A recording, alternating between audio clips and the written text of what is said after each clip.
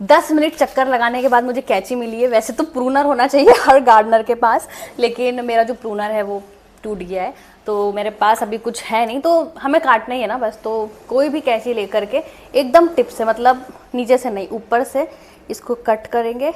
और ये है मेरा सेकंड हार्वेस्ट और पहली भिंडी और ये है दूसरी भिंडी।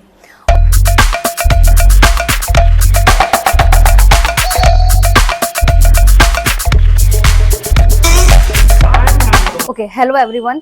वैसे प्लान ये था कि मैं यहाँ खड़े रह के मैं कैसे अपने छोटे से बालकनी के ऊपर भिंडी ग्रो कर रही हूँ उसका वीडियो आपको बताती, लेकिन यहाँ पे गर्मी बहुत तेज़ हो रही है और उस वजह से मेरा जो फ़ोन है वो बार बार बंद हो रहा है, हीटअप हो रहा है। तो मैं प्लांट को लेके जाती हूँ रूम के अंदर और वहाँ फिर आपको बताती हूँ कि कैसे मैं इस प्लांट को ग्रो कर रही हूँ, ज़ीरो से लेके तो पूरी 2.5 महीने की जो जर्नी है वो मैंने कवर करी है। हार्वेस्टिंग का टाइम हो गया है, तो लेट्स गो इनसाइड।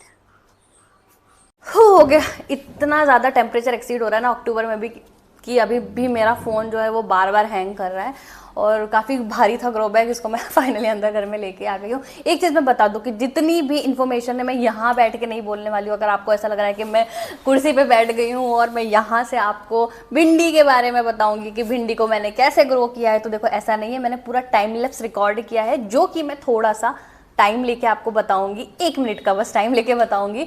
ज़ीरो से लेकर के तो डे आज 60 डेज थे, थोड़ा सा ऊपर हो गया है। 2 महीने से ऊपर लगता है एक्चुअली भिंडी को ग्रो होने में, तो शायद से 3 महीना फुली मान लो कि 3 महीने में मेरी जो भिंडी है वो रेडी हो गई है आज हार्वेस्ट करने के लिए।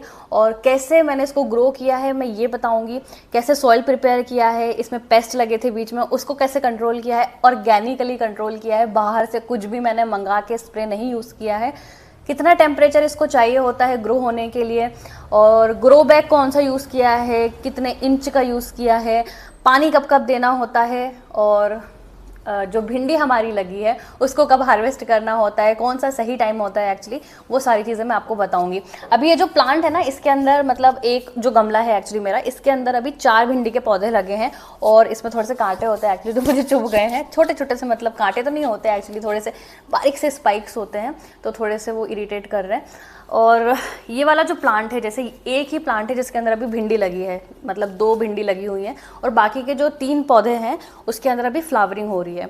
और भी प्लांट हैं जो कि बाहर लगे हुए हैं और उनके अंदर भी फ्लावरिंग हो रही है। अगर आप जैसे 2 लोग रहते हो तो आपको 15 से 20 पौधे लगाने पड़ेंगे, है ना, तभी आपको घर में बहुत ढेर सारी भिंडी खाने को मिलेगी।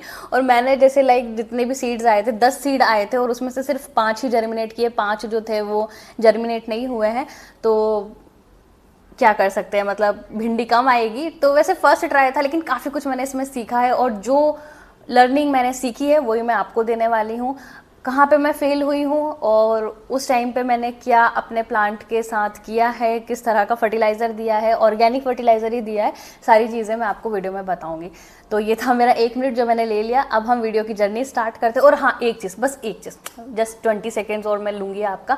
जो गिलकी वाला वीडियो मैंने बनाया था ना, उसमें आपने इतना अच्छा प्यार दिया है यार मुझे, मतलब वो वीडियो 700 से ज़्यादा व्यूज़ उसके क्रॉस कर गए हैं। How to grow sponge gourd वाला जो वीडियो था मेरा, और वो बहुत अच्छे से ग्रो किया है। Thank you so much. अब हम इसका वीडियो स्टार्ट करते हैं from day 1 to day somewhat like 70 और 75 डेज ही कुछ हो गए हैं इसके। तो लेट्स स्टार्ट। उसके पहले इसको हार्वेस्ट कर लेते हैं 10 मिनट चक्कर लगाने के बाद मुझे कैंची मिली है। वैसे तो प्रूनर होना चाहिए हर गार्डनर के पास, लेकिन मेरा जो प्रूनर है वो टूट गया है, तो मेरे पास अभी कुछ है नहीं, तो हमें काटना ही है ना बस। तो कोई भी कैंची लेकर के एकदम टिप से, मतलब नीचे से नहीं ऊपर से इसको कट करेंगे। और ये है मेरा सेकंड हार्वेस्ट और पहली भिंडी और ये है दूसरी भिंडी। और एक टेस्ट और कर लेते हैं कि ये जो भिंडी है वो कितनी फ्रेश है। तो हम सबको पता है जब भी हम लोग भिंडी खरीदते हैं तो हम इसकी जो पीछे की जो वो होती है, टेल होती है, हम इसको काट के देखते हैं कि ये कड़क तो नहीं हुई है, ठीक है। तो लेट्स ट्राई। ओह नाइस, ये बड़ी भिंडी है तो पहले इसको ट्राई करना था। एनीवे ओके, ये थोड़ी ज़्यादा पक चुकी है, कलर से ही समझ आ रहा है कि ये पक चुकी है, तो मैं थोड़ा सा लेट हो गई हूँ इसको हार्वेस्ट करने में। तो ये चीज़ भी ध्यान रखनी है कि जब भिंडी पूरी ग्रीन रहे और थोड़ी छोटी रहे ना तभी हार्वेस्ट कर लो, क्योंकि अगर बड़ी हो जाएगी तो फिर ये कड़क हो जाएगी और उसके बाद फिर ये खाने लायक नहीं बचेगी। तो एक ही भिंडी मुझे सिर्फ हार्वेस्ट करने को मिली है, बट कोई नहीं, थोड़ी थोड़ी सी जब हमारे फेलियर्स होते हैं ना तो हम उन्हीं चीज़ों से सीखते हैं और इससे हमें ये लर्निंग मिलती है कि भिंडी को जल्दी हार्वेस्ट करना है। और एक चीज़ और मैं करूँगी, मतलब मुझे किसी ने बताया नहीं, लेकिन मुझे लगता है कि शायद ये जो टोपी निकली है ना जहाँ से हमने भिंडी को काटा है, ये भी शायद कट कर देना है, तो इसको भी मैं कट कर दूँगी और दैट्स इट। और इसमें यार कितने छोटे छोटे से एकदम से स्पाइक्स जैसे कांटे जो खुजली देते हैं, तो थोड़ा सा इन चीज़ों से भी बच के रहना है ना। और अब हम अपनी गार्डनिंग की जर्नी स्टार्ट करते हैं, लेट्स गो। भिंडी के पौधे तैयार नहीं करने होते, भिंडी जो है डायरेक्टली मिट्टी में लग जाती है, तो इसके लिए मिट्टी तैयार करनी होती है। मैं गार्डन सॉइल यूज़ करूँगी सबसे पहले, जो भी रेशो है स्क्रीन पे मैं डाल दिया है, आप चेक कर लेना, डिस्क्रिप्शन में भी मैं डाल दूँगी। उसके अलावा कोकोपीट है, कोकोपीट को यूज़ करना है हमको।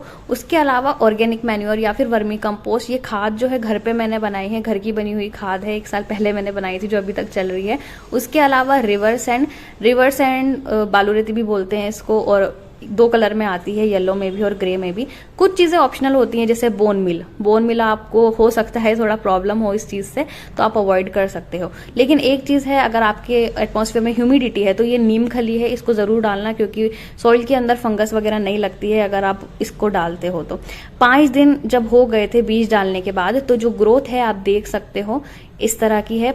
और 12 बाय 12 का ग्रो बैग मैंने यूज़ किया है यहाँ पे, तो ग्रो बैग जो है वो बड़ा ही लेना और थोड़ा डिस्टेंस पे जो है बीजों को डालना, ताकि जब प्लांट बड़ा हो जाए ना तो प्रॉब्लम ना हो। कुछ दिन के बाद इस तरह की ग्रोथ दिखी है, और मैं आपको एक बार हैंड से मेजर करके दिखा देती हूँ कितनी बड़ी ग्रोथ हो गई है इतने दिन के बाद। और प्लांट काफ़ी अच्छा ग्रो कर रहा है। जो लकड़ी मैंने लगाई है ना, ये बस ऐसी लगाई है क्योंकि बारिश हो रही थी, और ऊपर से मैंने एक और ग्रो बैग डाल दिया था ताकि जो सॉइल है वो ज़्यादा गीला ना रहे। तो मैंने लकड़ी इसलिए नहीं लगाई कि सपोर्ट रहे, आप चाहो तो हटा भी सकते हो, ठीक है। आप डायरेक्ट गमले में भी लगा सकते हो, प्लास्टिक के टेराकोटा के बैग में भी लगा सकते हो, बस थोड़ी गहराई ज़्यादा होनी चाहिए ग्रो बैग की। और एक चीज़ बहुत इंपॉर्टेंट मैं बताना चाहती हूँ कि कभी कभी ऐसा लगता है कि पत्तों के नीचे अंडे हो गए किसी चीज़ के, लेकिन ये अंडे नहीं है, ये प्लांट का ही नेचुरल नेक्टर है, और ये शुगरी सब्सटेंस रहता है जिससे चींटियां अट्रैक्ट होती हैं, और चींटियां आती हैं तो मीलीबग्स तो आते ही आते हैं। तो इसीलिए अगर आपके यहाँ पे चींटियां हैं तो इसको एक बार वॉश कर देना पानी से, और चींटियां नहीं हैं तो ये टोटली हार्मलेस है, इससे प्लांट को कोई फर्क नहीं पड़ेगा, ऐसे ही रहने देना। तो ये चीज़ बस मेरे को आपको यहाँ पे बतानी थी कि प्लांट को कोई भी प्रॉब्लम नहीं होगी इस चीज़ से। उसके बाद कुछ दिन के बाद की जो ग्रोथ है आप देख सकते हो, नए नए पत्ते आ रहे हैं और पत्ते बड़े हो गए हैं। और मैंने जैसे आपको बताया था थोड़ा डिस्टेंस में आपको जो बीज है उनको लगाना है, ताकि एक टाइम के बाद क्राउडिंग ना हो। और घर पे ही मैं जैसे ऑर्गेनिक मैन्योर मैंने आपको बताया मैं बनाती हूँ, तो मैं क्या करती हूँ मिट्टी के अंदर ही घर में जितना भी किचन वेस्ट निकलता है लिक्विड वाला वेट वेस्ट, उसको डाल देती हूँ और ग्रो बैग से कवर करके धूप में रख देती हूँ। तो जो भी कंपोस्टिंग होनी होती है वो हो जाती है, और घर का कचरा जो है वो एक तरीके से रीयूज हो जाता है।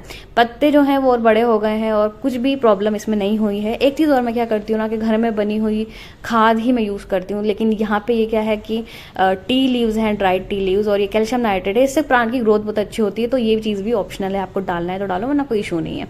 कुछ दिन के बाद फ्लावरिंग हो जाएगी, और अगर आपको बहुत अच्छा लगता है आपके गार्डन में फ्लावर्स तो आप भिंडी लगाओ, क्योंकि इसके फ्लावर्स बहुत सुंदर आते हैं। उसके बाद ये जो कली है ना जो निकल के आ रही है, ये ही फ्लावरिंग में कन्वर्ट होगी, और फ्लावरिंग ही एक टाइम के बाद भिंडी में कन्वर्ट होगी। इसके पीछे से ही भिंडी निकलने वाली है। 1 दिन के बाद ही मैं आपको बता रही हूँ इसके अंदर भिंडी आ गई थी। मैंने 1 दिन पहले देखा तो इसमें फ्लावर था, और अगले दिन जब जाके देखा तो इसी के अंदर छोटी सी भिंडी लगी हुई थी, जो कि बहुत ज़्यादा क्यूट लग रही थी। तो अभी जो आप देख रहे हो इसमें फ्लावरिंग हो रही है, और कुछ दिन के बाद ये जो एक और कली है इसमें से भी फ्लावरिंग होना स्टार्ट हो जाएगी। तो ये सारी जो ग्रोथ है मैं आपको एक बार दिखा देती हूँ कि पत्ते जो हैं ये देखो कितना डिस्टेंस पे मैंने लगाया है। जो दूर लगाए हैं वो पौधे बहुत अच्छे से ग्रो कर रहे हैं, लेकिन जो पास पास लगाए ना वो ग्रोथ अच्छे से हो नहीं रही है उन प्लांट्स की। और ये जो फूल था हमारा ये कन्वर्ट हो गया है भिंडी में, और काफ़ी हेल्दी भिंडी है, कोई पेस्ट अटैक वगैरह कुछ भी नहीं लगा है। पेस्ट से निपटने का जो तरीका है वो मैंने ऑलरेडी एक वीडियो अलग से बनाई हुई है। आपके प्लांट में अगर पेस्ट लगता है तो ऑर्गेनिकली उससे कैसे बच सकते हैं उसके काफ़ी ढेर सारे सॉल्यूशन मैं ऑलरेडी बता चुकी हूँ। तो इसमें बेसिकली मीलीबग्स का अटैक होता है, तो आप चाहो तो मैनुअली भी पानी का स्प्रे करके उसको हटा सकते हो, या फिर दूसरे तरीके भी मैंने बताए हुए वीडियो में। और ये जो कली है हमारी ये भी खिल चुकी है और नीचे की जो भिंडी है वो बड़ी हो चुकी है। एक ही प्लांट है जिसके अंदर भिंडी लगी हुई है, बाकी जो दूसरे प्लांट है उनको मैंने पास पास लगाया था। मैंने बताया ना कि मैं अपनी गलतियों से सीखी हूँ इसमें, तो पास पास लगाओगे तो प्लांट की ग्रोथ अच्छे से नहीं होगी, इसलिए कम से कम आपको 5-6 इंच दूरी पे लगाने हैं सारे पौधे। और ये जो एक और हमारा फूल आया था वो भी भिंडी में कन्वर्ट हो चुका है। और एक चीज और मैं आपको बता दूं कि नीचे के जो पत्ते हैं ना उनको टाइम टू टाइम ट्रिम करते जाना, ताकि जो फ्रूटिंग हो, मतलब जो आपकी भिंडी लगे वो बहुत अच्छे से ऊपर भर भर के भिंडी लगे। और आज मैंने देखा तो उसमें एक और फ्लावरिंग हो रही थी दूसरे प्लांट में। और भिंडी देखो कितनी हेल्दी भिंडी लग रही है, इसमें बिल्कुल भी पेस्ट नहीं लगा है और ये ऑर्गेनिकली ग्रोन है, कोई भी मैंने हार्मफुल केमिकल इसमें नहीं डाला है। और मैं बहुत ज़्यादा खुश हूँ अपने इस भिंडी के प्रोडक्शन से। तो आज का वीडियो यहीं तक था। अगर आपने वीडियो एंड तक देखा है, आप एंड तक टिके हो ना, तो थैंक यू सो मच, क्योंकि आपको वीडियो बहुत अच्छा लगा है तभी आप देख रहे हो। और हम मिलते हैं अगले वीडियो में, कुछ दूसरी वेजिटेबल लेके आएंगे, कोई दूसरा टाइप का कंटेंट लेके आएंगे। और आई होप आपने भिंडी कैसे ग्रो करते हैं वो सीख चुके होंगे। ज़रूर भिंडी को ग्रो करना, क्योंकि भिंडी सबको पसंद होती है यार, मतलब मेरी तो बहुत मोस्ट फेवरेट वेजिटेबल है भिंडी। और हम मिलते हैं अगले वीडियो में, तब तक के लिए happy gardening and bye bye.